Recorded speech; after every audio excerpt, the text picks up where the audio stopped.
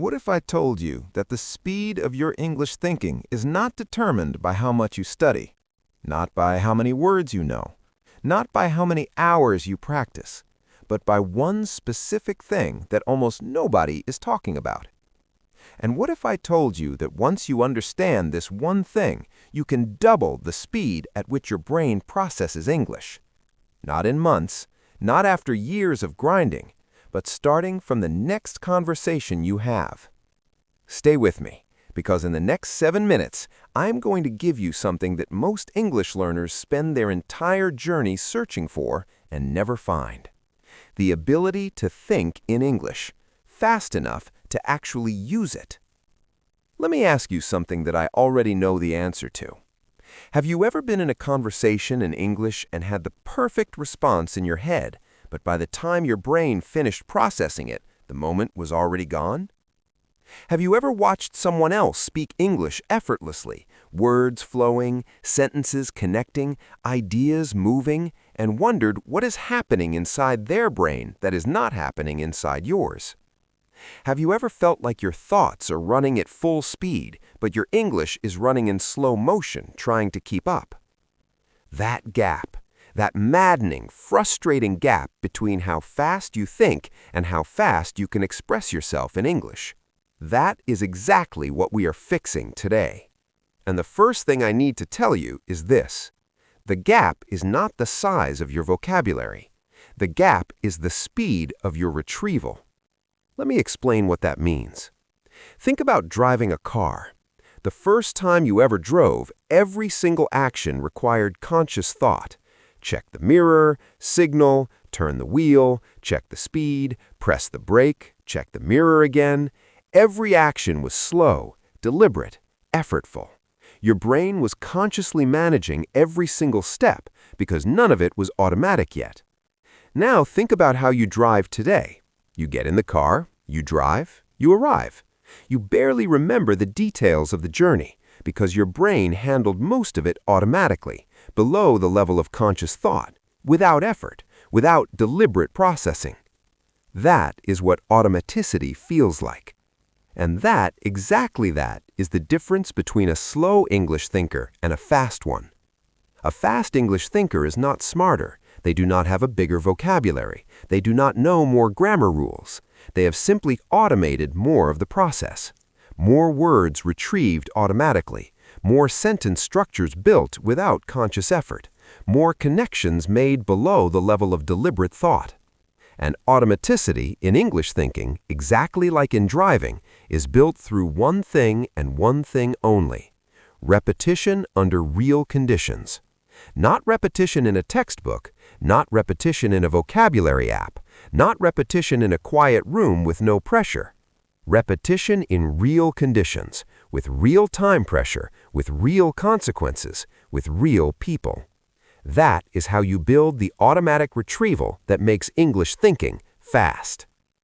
Now let me give you the system, because understanding is not enough. You need the specific practice methods that actually build this automaticity, and you need to start using them today. There are 3 of them. The first one is called speed shadowing. You've probably heard of shadowing, listening to a native speaker and repeating what they say at the same time, matching their rhythm and speed. Speed shadowing is different, and it is more powerful. Here's how it works. Find a short piece of spoken English, 30 to 60 seconds, a clip from a podcast, a monologue from a speech, any natural, fluid English speaking. Listen to it once all the way through. Then play it again, and this time speak along with it at full speed, not slightly behind, not pausing to process, at exactly the same speed as the speaker. You won't catch every word, you'll stumble, you'll fall behind and have to jump back in. That's the point. Because in those moments of stumbling, in those moments where your brain is reaching for the word and it isn't coming fast enough, your brain is being forced to build faster retrieval pathways.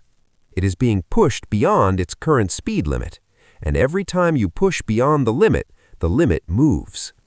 Do this for 10 minutes every single day, not occasionally, every day.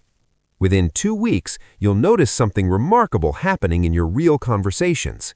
Words will come faster, sentences will connect more smoothly, the lag between thinking and speaking will shrink. Not because you learned new words, because you trained your brain to retrieve the words it already knows faster. The second method is called thought streaming. This is a practice you do alone. No audience, no pressure, just you and your voice. Here's how it works. Set a timer for 3 minutes. Pick absolutely any topic. It doesn't matter what it is. Your morning, a movie you watched, a problem you're thinking about, anything. And for those 3 minutes, speak in English, continuously, without stopping, without editing, without going back to correct a mistake. The rule is simple. The moment you stop speaking, you start again immediately. No silence, no pausing to find the perfect word.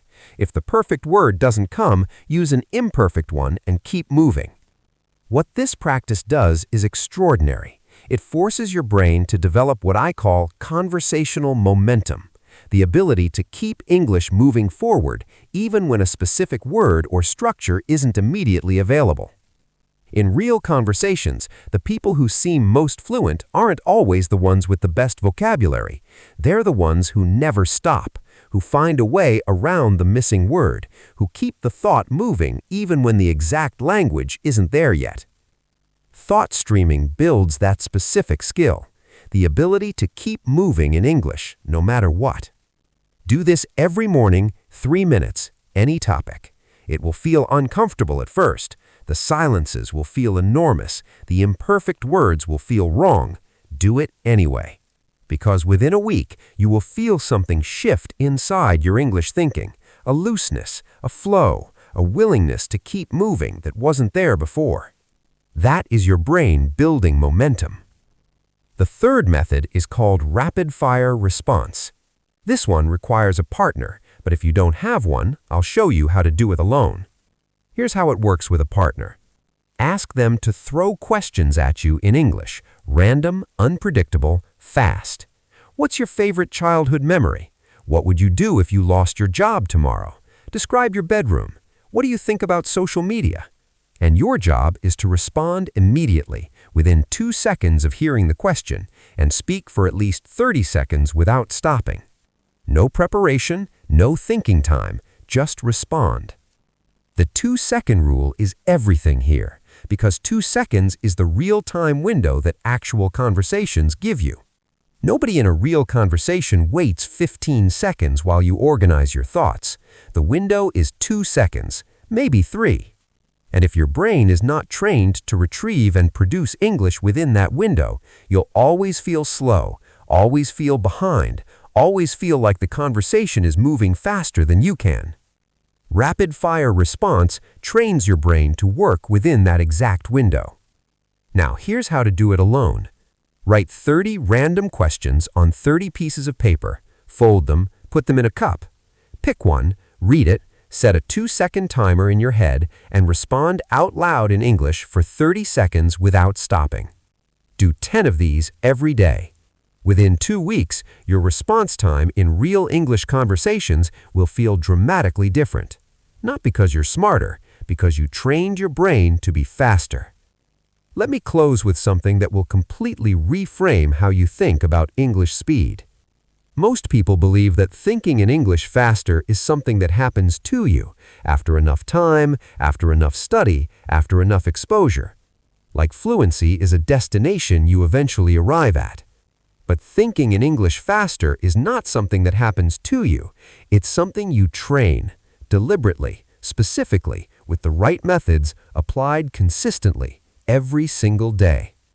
The 3 methods I just gave you, speed shadowing, thought streaming, rapid-fire response, are not general English practice. They're speed training.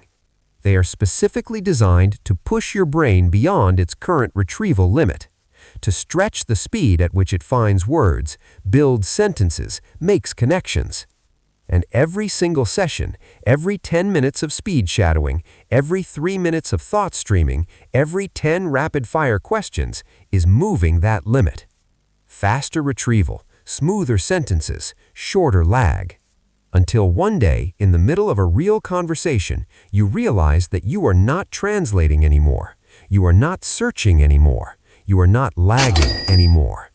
The English is simply there, arriving at the same speed as the thought, moving with you, not behind you. That day is not as far away as you think, but it will not come by waiting. It will come by training. Start today. I'll see you in the next video.